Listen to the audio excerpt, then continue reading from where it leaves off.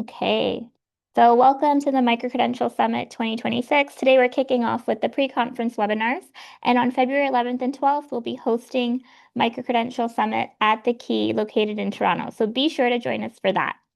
A big thank you to our sponsors, the Ministry of Colleges, Universities, Research Excellence and Securities, the Business and Higher Education Roundtable, D2L, Ed2Go, Seawell, MyTax, and ONCAT.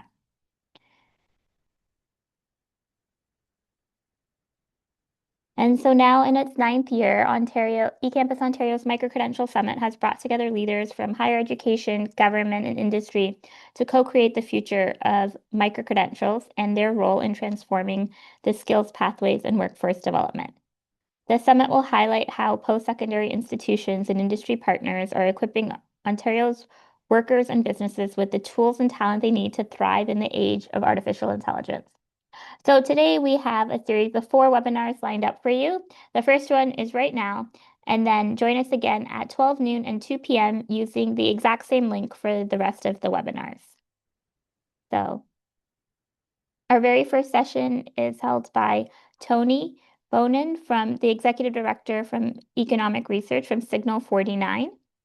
So Tony leads the economic research practice at Signal 49 Research, which was formerly operating as the Conference Board of Canada, bringing deep expertise in designing and managing complex economic analysis. He previously served as the executive director at the Labor Market Information Council and led housing and macroeconomic forecasting at the Canada Mortgage and Housing Corporation.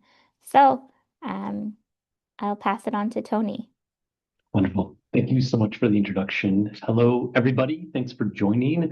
And a big thank you to eCampus Ontario for having me here today to talk about this important topic and some of the research we've been doing on AI, automation technologies, and their potential impacts on labor markets generally. It's been a long time we've been working on this, a challenging topic, which I'll turn to in a minute. Just to let you know, and look at that, I have the old background.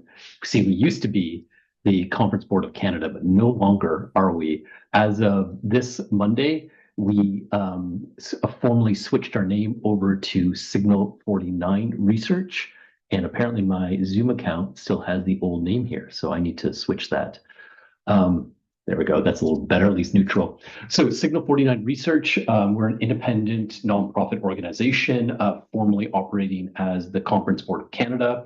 Same organization, same mission to do high quality research for people, leaders around the country.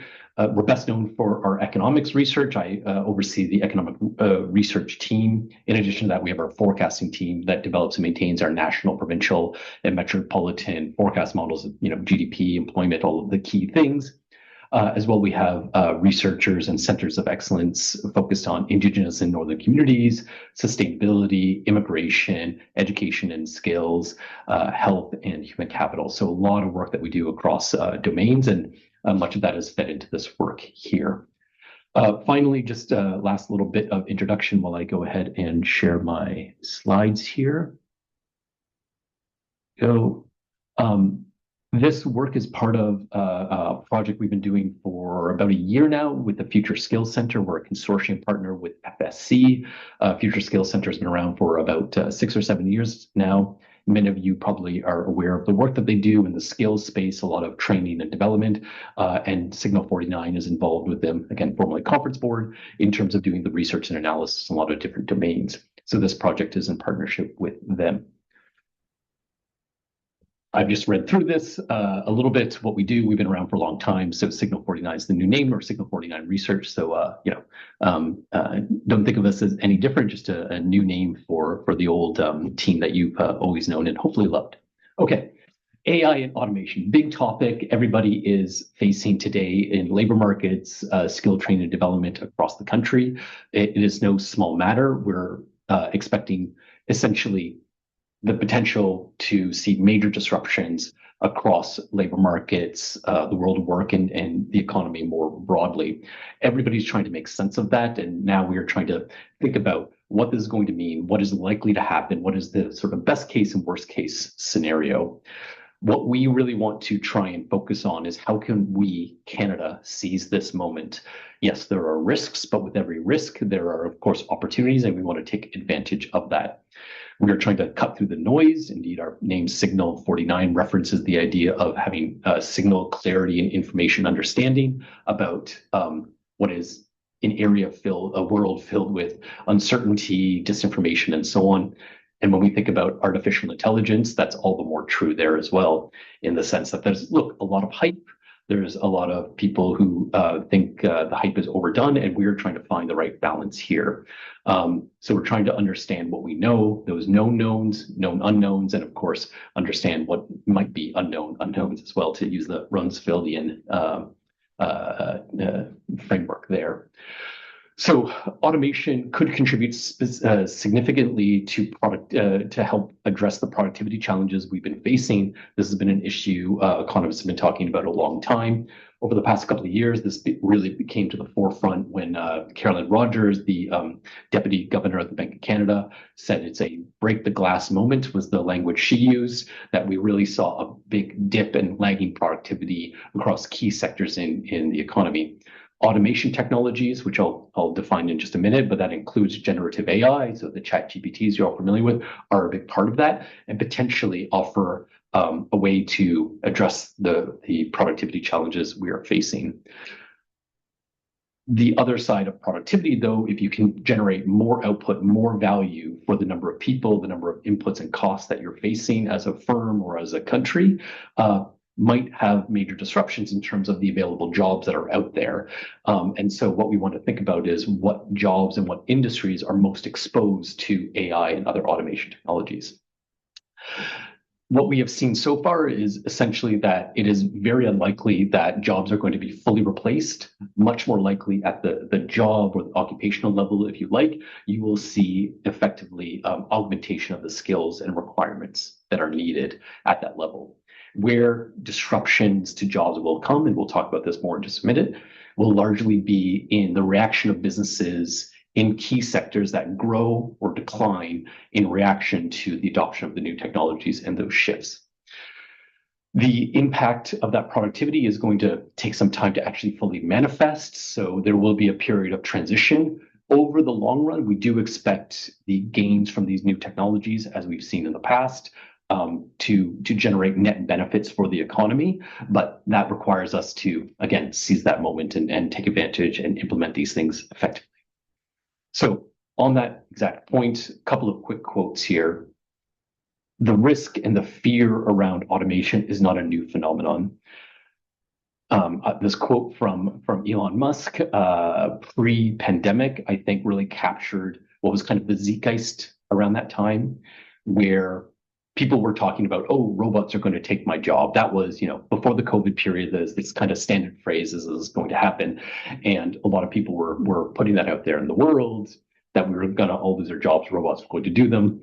You go back even further, this very famous quote from John Maynard Keynes basically saying there's been such fast, rapid advancement in technology up until that point, up until 1930, that in 100 years from now, i.e. today, we're going to have nothing but leisure time. We're not going to know what to do with all of our free time.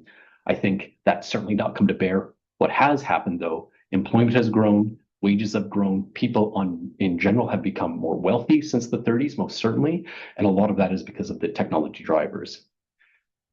Go back even further, not here, but the word saboteur, for example.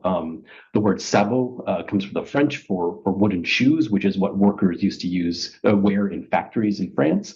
And in protesting the changes to their jobs, the very unfair labor conditions they were facing back in the mid 19th century, or 18th century rather, they were sorry, it was 19th century, my bad. They were protesting by throwing their clogs, those wooden sabots, into the gears of the machinery, and that's where the word saboteur comes from. So long history of sort of reticence and concern when new technologies are coming into the fore. So we're seeing that now, and again, trying to think about what is likely, what are those impacts going to be. Very quickly, I just want to talk about automation technologies generally. At the bottom here, you see artificial intelligence, and here it's a broad category of LLMs and all of the other tools that feed into generative AI, agentic AI, and so on. That is just one of the automation technologies we are talking about. Other ones involve robotics. Now, of course, the key thing is that an effective robot that can do the work and replace some of the labor a person is maybe doing today integrates with and builds off of the work of AI. You need that software to power the hardware, if you will. That connection between the different types of technology that are out there is a critical part we're trying to bring to this analysis. It is insufficient to think just about Gen AI, even though that captures all the headlines. Autonomous vehicles and drones is another big one, big impacts potentially in the transportation sector. Connected devices, so digitalization, we all have, smartphones now connected to the internet, but more and more other devices are connected as well, which provides for potential efficiencies in different domains, especially as remote access to high-speed broadband and so on becomes more available across the country and in remote and northern areas as well. Virtual and augmented reality tools, another piece that fits into this. So it's these big 5 buckets that we're talking about when I say automation technologies. AI is one of them, but as big and as impactful as AI would be on its own, insufficient to look at that alone. So from our analysis, I'll just give the high-level findings. Across occupations, across industries, AI, generative AI, and the patents, the technologies underlying that are going to have the most widespread impact across jobs. That is for the obvious reason, perhaps, that the type of functions that generative AI tool can deliver is something that is in every type of job. Communication, summary of information, gathering bits and pieces of detail and data from a variety of unstructured sources, documents, or whatever. That is a broadly applicable kind of use case. And because of that, it can be applied in just about every type of job. And so we see broad-based impact or exposure to, more specifically, AI. All of these automations taken together, so AI and the other 4 that I just talked about, we could see in a scenario in which the rate of adoption by Canadian firms is very rapid. So a frictionless scenario is what we call it, but a very rapid rate of adoption over the next 15 years could boost the productivity of the Canadian workforce by 13 percentage points above our baseline. Now, maybe not a lot of people are economists, but that is huge. That's almost 1 percentage point extra in productivity per year. Over the past 20 years, we've been more at like 1 to 0.9%. We're almost doubling the rate of productivity that we've seen in recent decades. This would be a massive increase, potentially disruptive, yes, but potentially with all sorts of knock-on benefits in terms of higher wages, higher value occupations people can move into. That annual productivity growth can be even higher in some of the key sectors that are in fact lagging in productivity. So transportation and the goods producing sectors is where we see the highest exposure and the highest potential gains as well. Less exposed industries, so think services, people-oriented work, education, healthcare is a big one here as well. Lower potential productivity gains, but a lot of potential job growth there as the employment in those sectors are more required as the population grows and more money flows in that sector, which I'll talk about in just a minute. Again, we're talking about this rapid automation scenario. So even here, we see only a minor decline in jobs, a big drop from our baseline forecast. But in terms of the actual increase over time in total employment, we just see a slowing of that, maybe a slight dip. But overall, we see employment sort of return to what we expect over the next 15 to 20 years. So again, a period of disruption until we have adjusted fully to the new sets of technologies. That's basically what we're looking at right here. So just to put that all into context, what we're really thinking about in terms of the impacts when we think about labor markets is the employment side, what opportunities might come into fruition, which ones are less likely which types of jobs are less likely to be there in the future for people. What's the changing skill composition as a result of that? This is something we're still digging into, a difficult one to think about.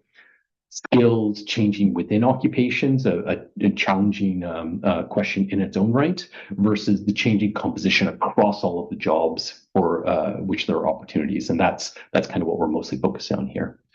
The third one, the economic inequality one, this is basically the idea of automation continuing that hollowing out of the middle. This has been a theme for 20, maybe 30 years in advanced industrialized countries where good, solid, well-paying jobs are being lost in favor of either very high-paid, typically white-collar jobs is what you would think of, or lower-paid service, customer-oriented jobs that are a bit more precarious, say. This is a bit the risk here as we see exposure across sort of what are right now good, decent, solid jobs, and a lot of them, and figuring out the impacts of inequality now and thinking about that can help us prepare and have social programs and training programs that can start planning that as well.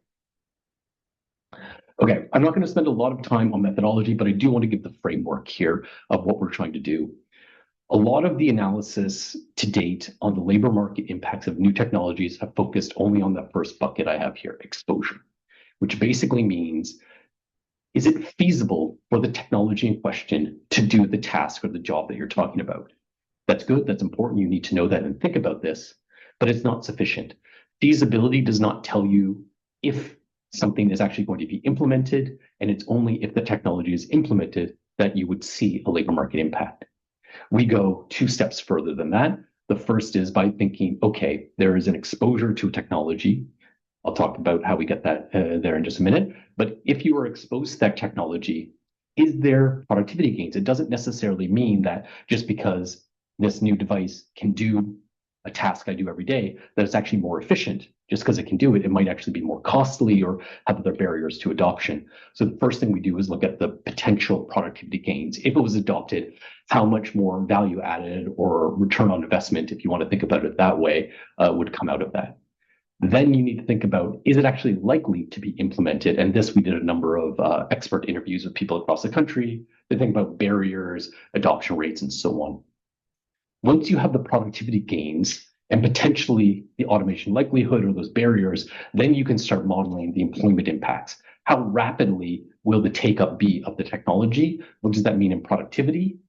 And then what does that mean in terms of job losses or gains? And this is the rub. This is the really challenging part, these employment impacts. On the one hand, if a chat bot, ChatGPT or whatever it might be, can do part of my job, then you only need maybe half of me. But because you have this very cheap tool that can do half of the job, maybe there's enough growth in other areas that you actually employ more people. That balance between greater demand, greater output or supply, if you like, from the different firms implementing this technology, how that balances to the reduced labor requirements for an individual task, that is the trade-off that we're trying to get at. And it's not an easy thing, but we're using our big macroeconomic models to get to that based on the scenario of very rapid adoption. We're integrating that with the expert interviews I mentioned as well to get a sense of like what those barriers are, where we see risks from people actually in the field, and that's feeding into the policy recommendations that we're giving in the research that will come out in the next month or two. Okay, where we start with the exposure side, so that first bucket, I think this is really the big shift from what's happened before. In the past, exposure has been estimated largely on estimates from experts in terms of what they expect to be automated. Basically, they're given a set of tasks or a set of job descriptions and say, these will be automated, these won't. And that set then becomes the forecast, if you will, or the application to all of the other jobs and tasks that are out there in the world. We've taken a different approach, built off some work done by the RAND Corporation a couple of years ago, where we take patent level data, and we took over 200,000 different patents. We then did a text-based analysis linking the language in those patents to nearly 5,000 task descriptors in the OASIS skill taxonomy. If you're familiar with OASIS, that's the federal government's occupation and skills information system. There are, I think, 33, 35 skills in OASIS. We didn't use skills for this. We used workplace descriptions and tasks, of which there are, again, 4,800 unique ones when you look at the occupational level.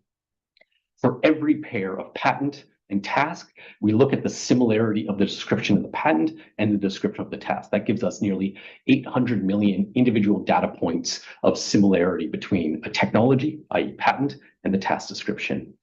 From that, we then roll those up into those 5 big categories of technology clusters that we saw before.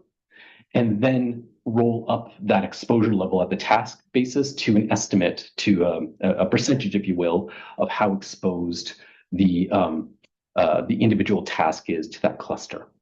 From there, then we can map to occupations, we can map to skills and so on, and eventually, and critically, map to industries, because that's where the productivity gains would be implemented. And that's the sectoral part that we're talking about here. Take that job level exposure, map that over to the industries and the industry level exposure, and think about the potential productivity gains you could see there. That's a little bit what I'm talking about here. And eventually we implement what is a higher adoption scenario for that piece. This is the critical part. And this is what I want to just spend 1 second on, and I'll be done with methodology here. When we think about exposure to technology, we're often thinking about skills and jobs and occupations. That makes sense, especially in the education and labor market information world, for sure. It makes tons of sense. When we think about the impacts on employment, and where is going to be increasing growth opportunities for jobs and where there's going to be less opportunities, much of that is going to come from the decisions of firms investing or not investing in the technologies. You need to have this industry focus or this firm level focus on the technology, because that's going to tell you where the job growth is. It's a bit of a separate question from the composition of skills within the jobs that are available. But to know what jobs are available, you really need to be thinking about that industry dimension. So let's talk about some of the impacts and analysis that we have from these results. I gave some high-level ones at the outset. Of these 5 different technology clusters, you can see here they're ordered: AI, robotics, virtual and augmented reality, autonomous vehicles and drones, and connected devices. What we are looking at here is called a box and whisker plot. If you're not familiar, let me walk you through it a little bit. The data in here, in any one of these boxes and lines, are the total set of occupations in the Canadian occupational system.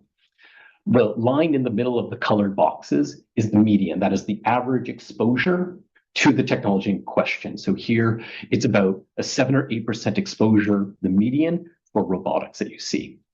The height of the box, or the width, tells you the 25th percentile at the bottom and the 75th percentile at the top. In that box, that means 50% of all occupations are in that box. That's the exposure across all of those. So the big difference between AI and robotics is not just that exposure is a little bit higher for AI, it is that the spread is higher for robotics.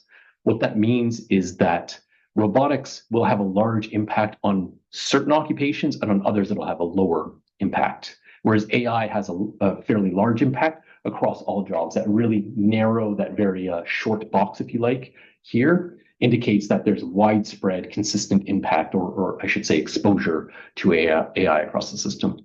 The whiskers that you see above and below, and the dots, are just the outliers. So that's everything else outside of that core 50%. This gives you a sense of the exposure across these technologies.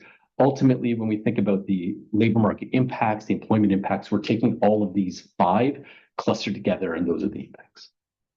Another way to see this is the exposure level by sector. Again, sector is really how we think of these technologies being implemented, and therefore what's going to happen in terms of growth or decline in output and ultimately employment in these sectors. We see very high exposure generally in transportation and warehousing across technologies, AI, robotics, and autonomous vehicles. Manufacturing, again, high exposure. Mining and oil and gas, again, high exposure. We talk a little bit in some of our preliminary reports around what is out there, what can be done in terms of testing and implementing these things, encouraging adoption, while also allowing people to get familiar with the new technologies. Just as an example, at the bottom, healthcare and education, generally low exposure to these new technologies. That's perhaps no surprise there. A lot of human-centric, people-facing tasks, a lot of emotional intelligence involved here. And here you can still implement some of these AI tools, but you have to do it with a very clear, conscious, so to speak, of how you're going to implement that in these human-focused workplaces. I won't go through this in great detail, just being a little bit mindful of time, but basically you can see the exposure across industries. So again, we started with the task level exposure to technologies, rolled up that exposure up to the task level by cluster. then could roll up from task into the occupations and then map from occupations into industries. And then you get this average exposure score. So the percentages of exposure here at the bottom. It's basically, to think about these numbers, the percentage of exposure, it's a mix of the intensity of exposure in the sense of how many patents, how many technologies are being jobs, tasks are exposed to, as well as the importance of those tasks. So in the OASIS system, you have levels of importance of skills. And so we take that into account too. As we saw on the previous slide, what the highest exposure ones at the top here, transportation, warehousing, mining, oil and gas, manufacturing, construction, utilities, these are goods producing sectors. The good news here is that these are the sectors that have really been lagging in terms of productivity growth. In fact, if you look at productivity growth in Canada over the past 5-6 years, it's those sectors collectively that have been declining in terms of labor output per hour worked, whereas the service sectors, basically those that are at the bottom, have been flat. Not great. You want to see growing productivity. That's what drives long-term resiliency and value and wages ultimately in the economy. But it's been doing, the service sector been doing slightly better than what we see in the goods producing sector. So for us, this is maybe a very good news story for the economy in the sense that the productivity challenge faced in these goods producing sectors can be addressed through these new technologies. So there's a real opportunity there, but of course, risk of disruptions that we need to think about and get ready for. As I was saying, automation is a lever for growth and competitiveness for the country, becoming all the more important now. The productivity gains, yes, it means you can output more, deliver more with fewer people, but hopefully the goal is to get people out of rote, mundane tasks and moving them into higher value work. That is a key thing that employers, educators need to be focusing on as the potential gains there and where those opportunities are. With AI tools, of course, in particular, you can reduce accuracy and risk. I would also add to this that safety is another issue. Think about robotics in the mining sector or something like this, where you don't necessarily want to put people in harm's way by going down a newly dug mine. And so robotics plus connected devices can be a way to get in there and reduce the risk for the workers in that space. The cost savings and labor savings, also another big part that can help Canadian firms grow and an opportunity there as well. And we expect new roles to be created through the technology. People have talked about, for example, prompt engineering as a new job. So that's one example of new jobs that might be manifest from this. That's probably the hardest thing to forecast, but something we are looking at. So on the skills side, digital literacy is something that comes out through all of this. Given the exposure to generative AI, probably most of you are using it a little bit in your day-to-day. I certainly am. This is now baseline. This is something we need to be considering and planning for and training for as well.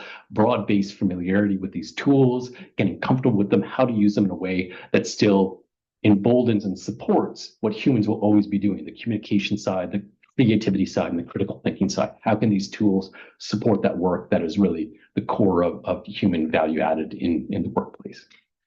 I mentioned the idea of prompt engineers, but also some of the other kind of new jobs that we see in job posting data, something we collect as part of our new team with Vicinity Jobs, AI project managers, so overseeing the work of agentic AI tools that are out there, automation strategists, how to actually implement and purposefully integrate new technologies into the workplace. Data stewardship leads, a lot of this is driven by the underlying data you have available. So how do you organize that data? What are the roles and responsibilities around that? And then coding auditors. This is kind of the idea that you always want to, quote, human in the loop, as is the phrase. So here you might get an agentic AI to write some code for you or something like this, but you still need someone to review, audit that code, make sure it's working, that there aren't any weird things that manifest or errors that are conceptual errors that are implemented in there. So just a few things to wrap up then. The transformation that we're forecasting in this scenario of rapid adoption, we are expecting a permanent shift. This is new technology. It's not going away. It is about how we react to it and integrate it into our current workflows and workplaces. The transition will be probably longer term, a slow and evolving process. Again, the scenario that we've been talking about here is a rapid adoption one, not our baseline, not what we think is the most likely. But in either case, that adoption path will really affect when the shifts in the labor market are expected to happen. Adoption is just starting now. We're only starting to see the beginnings of it, and it's very hard to know where things will be in 10 or 15 years from now, and something we need to keep an eye on. But we're expecting these impacts to be across industries and sectors of the economy. In the interviews that we have done with experts across the country, barriers to adoption, education awareness, really understanding those tools, the criteria, the curricula, if you will, training, especially within firms, within companies, to adopt those new tools is a challenge. Making the space and time for that training within the workplaces is something I think firms, especially small and medium-sized firms, will face. And I think where the world of micro-credentials, given what we're talking about at this forum, can be really helpful to give people something outside the regular workflow to try and become more aware and familiar with those tools. Challenge, as I'm sure you're all aware, is finding the right credentials. What are the right trainings? What are the right technologies to actually test and work on, because it's evolving and changing so fast.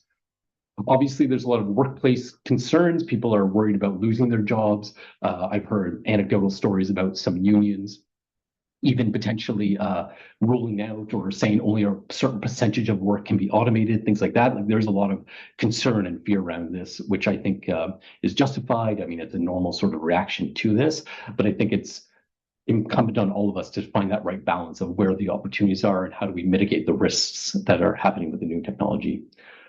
Cost and resource constraints, of course, very costly to maybe implement new technologies, ChatGPT, things like that. Very cheap to get a license to, easy to implement, but bigger things, cleaning up your data in-house, having a system that can really leverage some of these new tools, that can be very costly, especially for small and medium-sized firms. And then the cultural and policy barriers, there's a mix of different regulatory frameworks, and especially when we think of those human-centric kind of roles, do we want to, or how do we want to implement any of these new technologies? Final thing, so just in terms of what we see as a way forward and try and mitigate some of the risks that we're seeing out there, modernize the education tools, embedding AI tools across disciplines into education. In my view, it should start early, and there's an importance to balance, the critical thinking without AI or whatever it might be, with using those tools to support and deepen that work. Scaling micro-credentials is also another piece around this. And I think the challenge is really thinking about what types of technologies those would focus on. Accelerate the adoption. Everybody's going to be adopting around the world. We don't want to be left behind. We need to be building trust. We can't do this without an idea of the ethics around the use of AI, especially if you think of cultural spaces, the creative industries, something we really want to keep in mind and be mindful of, and building those frameworks. And then inclusive growth. Again, I think a big risk here is that idea of the inequality, the gap opening up between those who take advantage and move up the value chain, if you will, with the new technology versus those who are stuck in maybe lower paying jobs, and figuring out a way to support the transition so more people can move up that value chain. Final pieces on the right here, just adoption does not mean exposure. That is a big, important part of our framework. Patent data is not perfect, but I think much more robust than what is out there before. Occupational classifications, which we all have to work on, is lagging a little bit. And as we're developing these models and forecasts, the structural changes that we're talking about are huge, very difficult to actually nail down. And then the final piece I alluded to earlier is really forecasting how skills are going to be adapting and changing within occupations. Not something that's out there right now, but we are starting a new project with the Future Skills Center exactly on that very topic. So more to come on that last piece there. Okay, I'll stop there. I think there was a number of questions. I'll try and find. Thank you, Tony. Yeah, we have a bunch of questions in the Q&A box. So Carlos is asking, in which sectors have you found more willingness and success adopting AI? Yeah, it's a great question. So the mining and oil and gas sector, even more so the mining sector, they have adopted, I wouldn't necessarily say AI, but a lot of the automation technologies. The idea in mining, again, I kind of alluded to this, is that these are a lot of jobs that are dull. What did they say? Dull, dirty, dark, and dangerous. Like that's the perfect situation for a robot to go in, reduce that risk for the individual working. That is mixed with the new technology in the mining sector and I would say offshore oil and gas as well, called digital twinning. So you sit in some kind of like console with a computer screen and controlling the robot as if you were there in the space that it's actually going in. So that's a real advancement in that sector. It makes those jobs a lot more palatable to people. You don't have to go to such a dull, dark, dirty place, and you're actually working with the tools and technology. The AI specifically to your question, I'm probably biased because I'm an economist. I work with a lot of economists. People are using it across the board. People on my team are using it all the time just to generate summaries, to help writing code and analysis. So we think like in that technology space, people that are already predisposed to new technologies, it's being adopted most quickly there. Thank you. I loved how you had that dull, dirty, dark, dangerous model for us. Yeah. Um, what sectors could benefit greatly from AI but are not taking the leap? Yeah, that is another great question. I wouldn't say that it's necessarily sectors not yet taking the leap. I think it's more about the type of firms. Small and medium-sized firms face a real challenge in adoption of AI and new technologies. It's costly, there's lots of risk, there's a lot of recommendations out there that you should build your own thing in-house, make it really bespoke and unique to your firm's use case and circumstance. And for many small firms, that's just not realistic. Think about 10 people working in a small office or a small shop or something like that. To have one person dedicated to just finding and implementing a new technology is a huge amount of that small workforce. And I think that's where there's a real challenge on those small and medium-sized enterprises. Yeah, thank you. That makes sense. What are the biggest uncertainties in your projections or research? Are Canadian firms lagging or leading compared to other OECD countries? Yeah, another great question. It's not in our research, but in similar research, surveying of firms, and in fact, the OECD itself has done some work on this. It indicates that Canadian firms are lagging in adoption of AI compared to other advanced economies. So it is a challenge. It's not something we've done exactly in this work, but it is in the back of our mind. Look, there's a lot of uncertainties with this, right? It's we're trying to model what is in effect a big structural shift in the economy, and our tools don't necessarily allow that to happen. So we've been going back and forth trying to give a realistic view of what would happen in a very rapid adoption, but that adoption curve, which is really the driver of how fast these impacts are happening, right now it's very hard to say, is that adoption curve realistic or not? This is why it's not part of our national forecast baseline from our forecasting team. It's a scenario that's more rapid, and we're really trying to not say this is the most likely scenario. This is what we think would happen under a very fast adoption rate.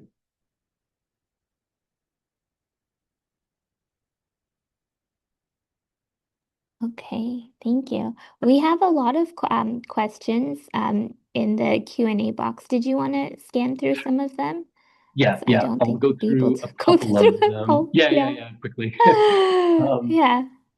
the I want to address the general question here around emerging roles, the data steward, AI manager, strategist, and a specific question around AI related ethics roles. I think AI ethics is a growing area for sure, as well it should be. For all of these, the new roles that I was showing there, this is really pulled from the job posting data that we get from Vicinity Jobs, which is now in-house at Signal 49. Um, we with our models, we can't forecast new job titles. That's not something that the models allow you to do. So we're using the most up-to-date job posting data to really get an insight what's happening there. And so it's difficult to understand what those new jobs will be or the level of growth. But yes, I expect more growth in AI related ethics that there needs to be. There was a question here about publicly available data. The OASIS work data and the patent data, yes, that's all publicly available data. The OASIS data is available from ESDC, Employment Social Development Canada. Everything there we downloaded from their website, and the US patent data from their trade patent office or patent and trade office, USPTO, is accessible through a public API. So we downloaded all of that and used it. So all publicly available data there. I like this question around Keynes's, John Maynard Keynes's prediction that in 2030 we just have so much leisure time, we wouldn't have to work anymore. Which feels, I like to bring it up because it's so deeply ironic, right? In this world where we're all connected to our devices, social media is everywhere. Like, when do you ever feel like you have this like immense amount of leisure time? Our analysis here doesn't really speak to that. I don't think it's a very realistic possibility. I like the idea. I'd love more leisure time. I'm sure most people would. But in all of the past major technological advances that have happened, there's been basically a period of disruption, could be 5 years, could be 20 years, where jobs are lost, people are left out. But ultimately, as things get organized to the new set of the new technological reality, if you will, there is net growth. Now, the transition period can be terrible. That has included the Great Depression, world wars. I don't think or certainly hope that wouldn't be the case here, but I think ultimately there's going to be more jobs. There will be work for people. That's been the trend always before. We'll find work to do. The question is, how good, interesting, and valuable will that work be for people? Is it jobs that, a robot is just too expensive to do, so you can dig the ditch? Or is it something more value added, higher level, that is actually making your life better and an incentive for you? And hopefully it's that latter one.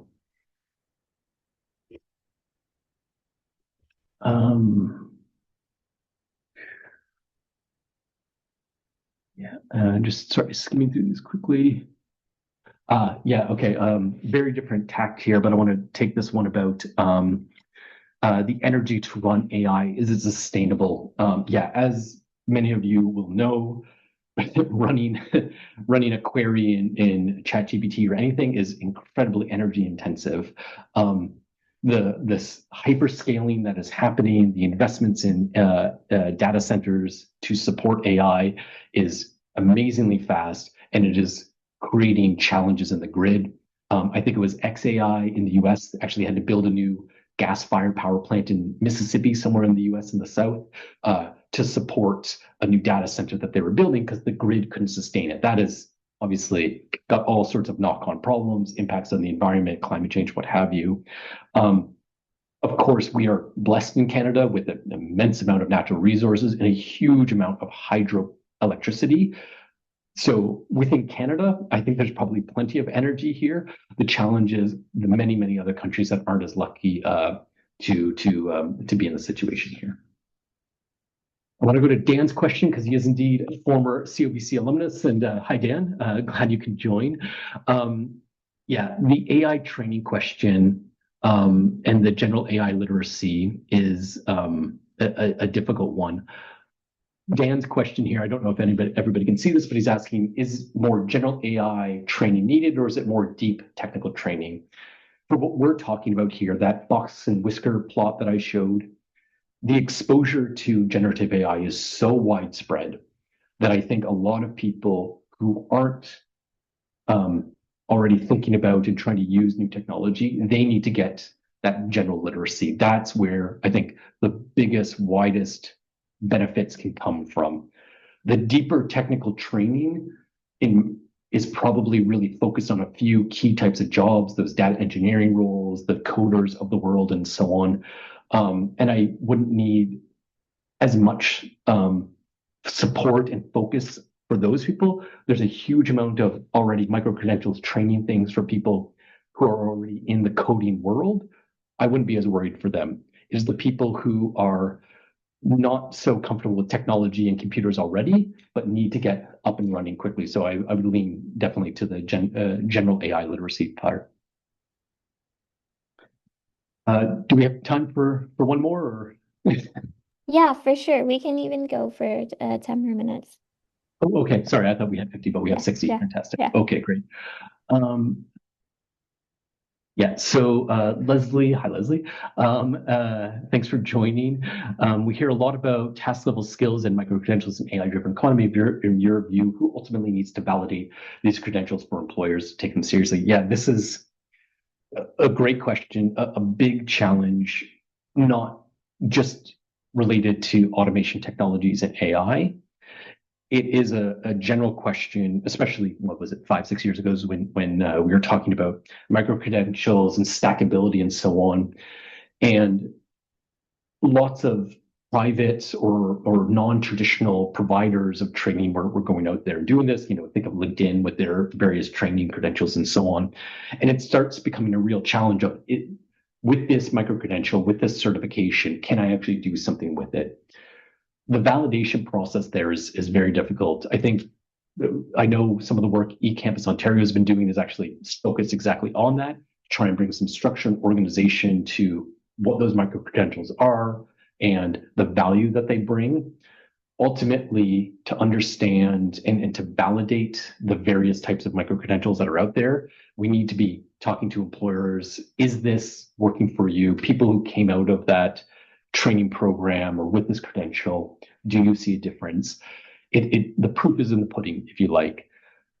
I don't think we can rely on employers to do the validation directly, but they need to be part of that conversation to understand which credentials are really making an impact and useful.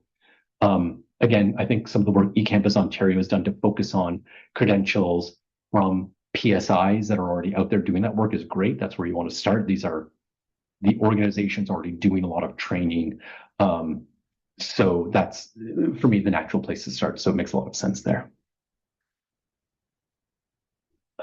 Okay.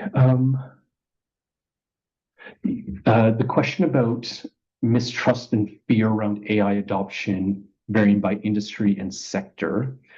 Um, I don't. So I'll say we didn't find anything that really said it was different here or there. Part of the problem is the the mistrust or the lack of trust maybe in these new tools is being identified through interviews with experts across the country or in business leaders across the country. And we did something like 30 or 40 of them. And that doesn't give you the enough sample size to say it's this sector or that sector. It's hard to slice and dice. Maybe not surprisingly, where you hear mistrust coming, it's from the workers, from the people on the ground who are afraid of for their livelihood, for their jobs. Makes sense. They don't want to lose their job because now a robot can do it, right? And there's more excitement and interest for people at a higher level who are maybe not feeling at risk as much from their jobs. And I think it's that sort of hierarchical gap that we're seeing in the corporate hierarchy, if you will. Again, I gave that example. I've only heard it anecdotally about a union sort of putting in their new contract to say, look, only 10% of work can be automated with AI or something. I don't even know how you'd measure that. It doesn't make a ton of sense to me, but it reflects that concern at the individual level of the workers who are executing and delivering the value ultimately. Talking to them, figuring out the right balance, and I think training is going to be a big part of that, so that people can see the how their work can be better and be made more effective. Last point on that, sorry, just came to me a great example of this. The DAIS did some work, I think it was the DAIS, several years ago, around self checkout machines at grocery stores. Most people, myself included, don't like them, right? Like they're kind of annoying. You got to put the thing down, doesn't work really well. And of course, it's reduced the amount of cashiers that you need at any one time at a grocery store. Well, they went out and did some surveys and interviews with people working in there, expecting the cashiers to say these things are awful, people are losing their jobs, but that wasn't the result. What they said is like, it's great, I get a break. Now some percentage of people go to that checkout and it gives me a breather between all the people coming down my aisle and down my lane. That kind of benefit that comes from the technology is something that I think needs to be thought of, communicated, and even integrated in some of the training programs, because there are these maybe unexpected positive consequences along with the unexpected or maybe expected positive ones. Okay. Um, uh, trying to find somebody whose question I haven't, who's asked a question I haven't answered yet. There's a long one here. Inclusive. Sorry, I can't read that fast enough. um, is Signal 49 planning to offer conversational access to all the knowledge you have created?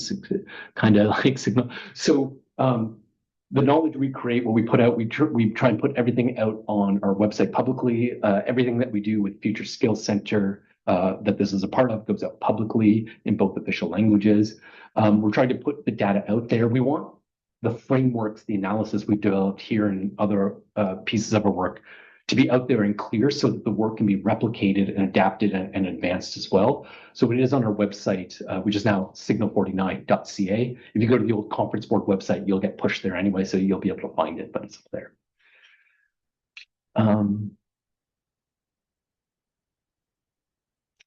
Given how prominent and contentious AI has become, did you encounter any barriers or sensitivity while conducting research, including accessing data, engaging businesses, framing the automation impacts? Yeah, so accessing data for this project was straightforward because it was all publicly available data. As I was mentioning, the challenge was it was a huge volume of data. Like I said, we ended up having 800 million pairwise matches between the technologies and the tasks, the patents and the tasks.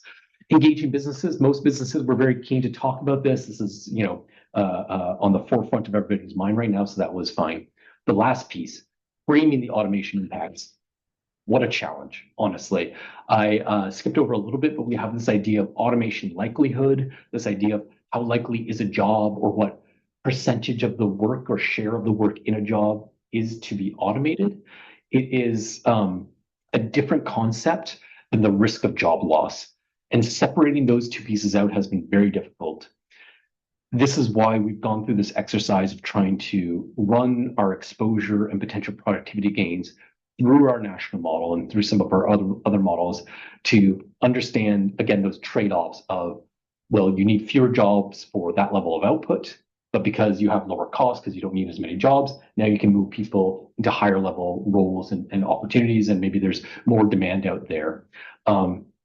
Framing that, understanding that clearly is the hardest thing. It is a complex network of skills, workplace, investment decisions by firms, and bringing that all together has been, frankly, the biggest challenge of this project. But important, so we're pushing it forward as well. Okay, maybe we can leave it there. We just have a couple minutes left, but I wanted to thank again eCampus Ontario for having me here. Happy for the slides to be shared as well. I think they're posted maybe already on the website, but yeah. Yeah, thank you so much, Tony. We really appreciate you coming in and sharing all your knowledge with AI automation and the future. Um, thank you everyone for attending this webinar. The next one we have is going to be at 12 noon using this exact same link, and we'll be having Sasha Thackberry-Boynwich, who's the president and CEO of New State University, talking about designing in ROI, making micro-credentials count. So use the same link to enter. Also, join us on February 11th and 12th at the Key for the Micro-Credential Summit. It's going to be held in Toronto, and we have a couple more tickets left. So you can just use the link in the chat right now. So we're looking forward to seeing everyone at 12. Thank you so much, Tony. Thank you, everybody. Really, really valued it. Great questions. Have a great day, everybody. Take care. Thank you.